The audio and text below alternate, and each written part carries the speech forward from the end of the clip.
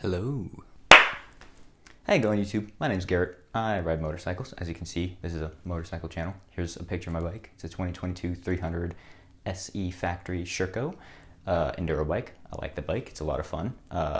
First things first, this is a review video. I've got over 150 hours on it. Maybe coming up around 200 hours. Not entirely sure. Not really sure because I broke the hour meter on the bike like 30 hours in, and I digress. I crash a lot. That's why I'm doing this review mostly, because I crash a lot.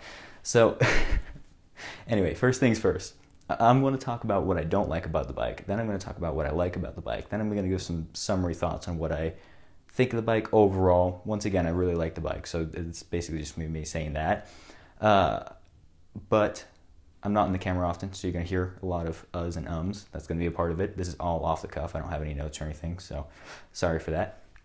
First things first, what I don't like about the bike. Biggest thing I don't like about the bike, as you can see, noodle arms. I'm about 143 pounds. I'm 6'1". For me, I'm not a very strong guy. For smaller riders that weigh less than me, a lot of women, a lot of children, a lot of men that are maybe 5'6" to 5'10", where they don't have a lot of weight on them, are going to have this problem, is the weight of the bike. The bike, I'm guessing, weighs 10 to 15 pounds more than a KTM 300. That's my guess. I don't know the exact numbers, but I can tell you, when you're pushing the bike around in the garage compared to all 10 of the other bikes that I push around in the garages oftentimes, it is so much heavier. It's not even close. Like it's so hard to push the bike around, or when it's upside down on a hill and you got to pick the bike up from here and push it up over your head like that, it's ridiculously heavy compared to a normal bike, and that's only because I'm so small. A small change of 10 pounds in the weight, that's a 250 pound or 260 pound bike, makes a big difference when you're my size.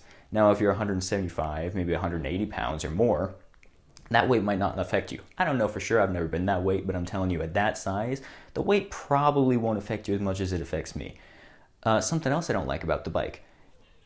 The overall design and build quality of the bike is definitely below what you get on a KTM or an Austrian brand bike, or even like the Betas.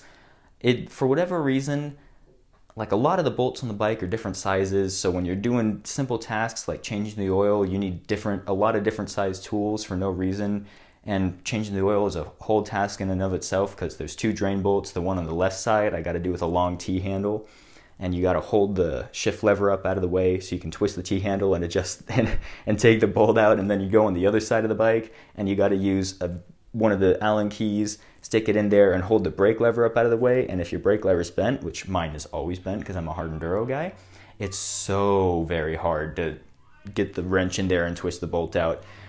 Other issues with the bike is, of course, like I said, a lot of the bolts are different sizes. Another issue with the bolts is, for whatever reason, they all come loose. I don't know why, but I've had so many bolts on this bike come loose. Like there are two bolts that hold the engine to the frame, and I had those come loose, and one bolt on one side is like a 13, and the other bolt on the other side is like a 14 for whatever reason. Clutch pull on the bike, much heavier than it is on a KTM or even one of the new Betas. For whatever reason, I don't know why, the stock clutch pull on the Sherco was unbearable for me, at least. What I did to fix it is I got the ARC power composite lever, which is a much lighter pull. It makes it comparable to a stock KTM lever pull. Something else, the brakes, just maybe on the factory model with the Galliford discs, when it's really hot outside at like 195 to 100 degrees, somewhere in that range, you notice the brakes start to fade a little bit. And I never really noticed that when I was riding the Husqvarna TX300, or when I'm on my dad's KTMs, or when I was on my old YZ125, or any other bike I've ridden, really. That's kind of all the bikes I've ridden, let's be honest. So I never really noticed that issue with those bikes. But when the brakes aren't fading, they bite really well. They bite something fantastic. It makes it so easy to maneuver the bike around in the really tight technical stuff. Something else I don't like about the bike, once again, this is all design quality things. The sag adjustment. The sag adjustment on the bike is impossible to get to. It's right behind the shock reservoir, so you can't get the punch behind it. Don't know why they designed it that way. I think what I did to do it was, like, I got the punch up with my hand up under here and clicked the thing with a hammer a couple times, and it did it eventually, but I changed the sag as little as I possibly can on the bike just because it's so hard to do. So now another thing this is the biggest thing I hate about the bike. the biggest thing I hate about the bike is the air filter. For whatever reason, the air filter goes in the top like a YZ125. It's right under, you take the seat off, goes in between the frame like this. The air filter is wider than the frame. So when you're putting it in the frame, you have to like finagle it and try not to rip the air filter, catching one of your wires or a zip tie or the frame itself. And then once you get it into the frame, the bolt doesn't want to catch the threads. I don't know why, but the bolt doesn't want to catch the threads. And it's not like the air filter is perfectly circular, so you have to make sure that it's positioned right so there's not a gap there so you don't blow your engine. And so you have to push the bolt like this, and it's taken me up to 10 or 15 minutes just to get the bolt to catch the threads occasionally. It adds a lot more time as opposed to when you look at like a KTM air filter where you just pop the side panel off, click the thing in, click the bottom bit, put the side thing back on, and it takes legitimately less than a minute. It's never taken me more than a minute to put a KTM air filter in. Now, we'll get to the things I like on the bike, because there's a lot of things I don't like about the bike. It has a lot of quirks. It's a small brand, like parts, parts, you can find parts and get them as quickly as you can get KTM and Husqvarna parts. You can get them in 5 to 7 days, but the effort you have to go through on the internet to find those parts is significantly higher than with a KTM or a Yamaha or a Kawasaki or a Honda, where all the parts are just so readily available. You can, like I said, you can find all the parts you want, but they're just a little more scarce and you have to do a lot more work to find them. And occasionally you'll have to spend a little more in shipping because it's an international part. And for me personally, I live in Oregon. There's only one Sherco dealer in all of Oregon. It's like a 5-hour drive away from me, so it's not like I can just go to them to get it. I have to call them, they have to ship it over to me, and by that point, it's easier just to get it myself. So, once again, on to the things I like about the bike. First things first, suspension. The KYB stock are fantastic. Now, the way I have the suspension set up, I'll give you mine. But once again, suspension is very personal. It's different for absolutely everyone that rides a motorcycle. You could be on the same bike as someone else, be the same weight as someone else. It's not going to be the same because everyone's a different speed, everyone's a different size, everyone's got different riding style. But for what I do, at 140 to 145 pounds, add the gear, it's 155 to 160.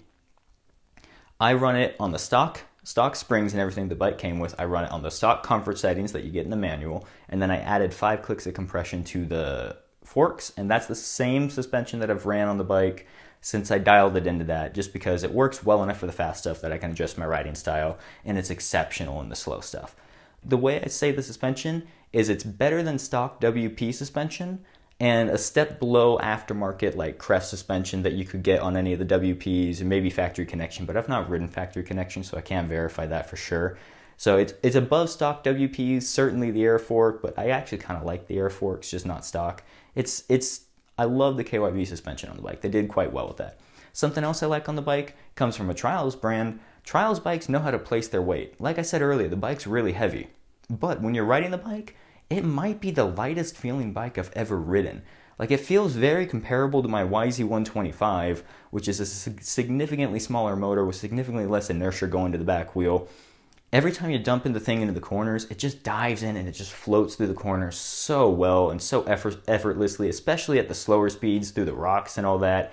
Like, you can just maneuver the bike and place it in all these tiny little crevices that you wouldn't think you'd be able to maneuver a bike at my skill level, at least, of course. So just the way that they have the bike set up with all the weight is just so fantastic, and all the weight's so low down, so the bike's just incredibly well balanced. It's something special when you're at a dead stop. You got to get balanced to hit this rock in front of you, and you can just throw your foot up on the peg, take off, and you can just trust that the bike's just going to track forward for you. That is just something exceptional on a bike, as opposed to when you get on a motocross bike where it's a little harder to find that balance, because at my skill level you can't get the balance all the time. So it takes you got to get all the help you can get. Now, something else really like about the bike, this is the biggest plus to buying a Sherco. I mean, carburetor, TPI, have that debate, whatever you want. I don't really care. Carburetor, TPI, I couldn't give or take. I'll take either one. I don't care. What I like about the carburetor on this bike specifically, because this isn't on every bike, so it's really more about the motor than the carburetor, is that it just tracks so well with the low speed terrain, with all the low end torque. It just rides up rocks and holds traction up just about everything when you're on the side hills and you're pivot turning and you're switchbacking back and forth, the thing will just pick the front end up into the air and just hold it there, and it's so easy to maneuver back and forth. I really, really appreciate while I'm riding it. It's probably one of my favorite bikes to ride. I always say my favorite bike to ride is a KTM 350 XCF, but the problem with the KTM 350 XCF is I ride hard enduro, and that one flames out, so it doesn't really ride hard enduro because it overheats and it stalls and all different kind of issues with it. But for hard enduro, this is my favorite bike that I've ridden, just because of all the aspects you get with the motor, the balance, the chassis. It all comes together. Such a perfect little hard enduro package. Where the bike fails is when you're not riding it, which is a weird thing to say because a lot of people only care about when you're riding the bike. But if you're buying a bike, you own it all the time. It's in your garage. You have to move it around your garage. You have to pull it in and out of your truck. It's such a strange thing to complain about, but the bike itself is just so much effort to own outside of the time you're riding it. Like I said, I always describe it as a joy to ride, and honestly, it's a little annoying to own at times. But a lot of things like that are. Like a nice sports car is going to be a joy to drive, but you have to find a place to park it, of course. So anyway, that's all my thoughts. If you have any other questions, I'll answer them down below. Here's some videos that you can watch from my channel. Like and subscribe, I guess, generic YouTuber call to action. And I'll see you guys next time. I guess I probably won't be in the camera again anytime soon, but bye.